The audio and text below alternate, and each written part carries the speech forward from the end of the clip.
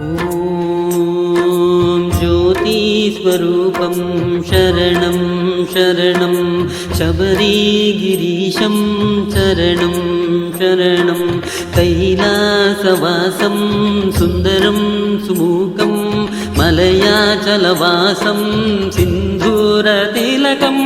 भारद्वाजपूजितम् इष्टसिद्धिदायकं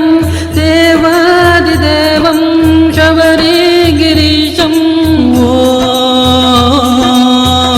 ॐ नमः वैशिमर्दन गर्भनाशन पापनाशन शोकनाशन तापहारण ज्योतिस्वरूपं शरणं शरणं शबरीगिरीशं शरणं शरणं सूर्यतेजसं वीरसिंहासनं वेदान्तप्रतिपादकं पणमणिविभूषणं पंचकृत्यापरं मुकुन्दपूजितं वीरमार्ताण्डवं शास्त्रपारायणं मनोहरमदार्चितं महावर्षप्रदायकं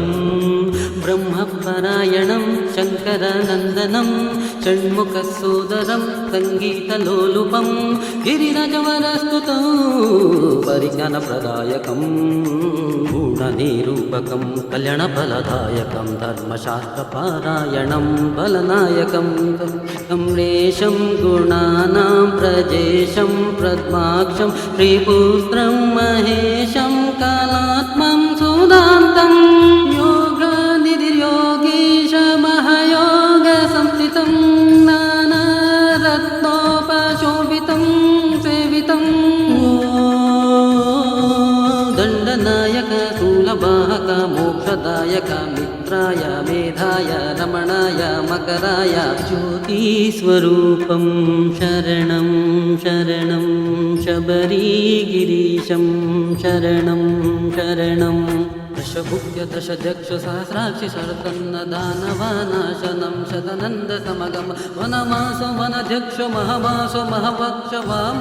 रोहणं मनोहरमदार्चितं हरप्रिय हयग्रीव ह्रीङ्कार वयग्रीव शास्त्रपारायणं शबरिगिरीश्वर भ्रूमध्यवासं हेमाम्बरायं कालदेवायं पिङ्गलाचायं मोहिनीतनयं भवायं चवाय कुटिलाग्रकेशं मार्ताण्डभैरवं रक्षायं रूपायं प्रियायं हसायं देवायं गराळाय देवं शरणं भुजपालायाम् अङ्गदाध्यायं विषपोचकायं सिंहरूपायं जराभरणनाशनं पम्पावासनं गन्धाभिषेकं इरुमूडिप्रियं पर्वतारोहणं परमेशपुत्रं धर्मपारायणं परमोद्धारम् अरवणप्रियं हरिहरपुत्रं परमेशपुत्रं भूतगणनायकं शबरिमलस्वामी शबरीश्वरं सुब्रह्मण्येश्वरं नागराजेश्वरं महायोगीश्वरं गणनाथेश्वरं स्वामी कुम्भेश्वरं अन्नदानप्रभुं गौरीपुत्रायमं पद्मवदनायं श्रीपद्बान्धवं वीरवेशायहं पाशहस्तायनं पावकेशायनं सुरप्रियायहं सोमप्रियायः प्रेमरूपायनं करुणं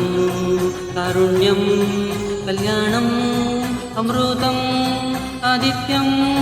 हिरण्यं सुभासं वराङ्गं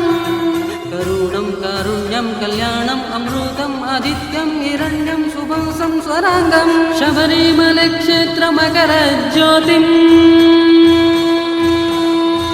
शबरिमलक्षेत्रमकरज्योतिं शबरिमलक्षेत्रमकरज्योतिं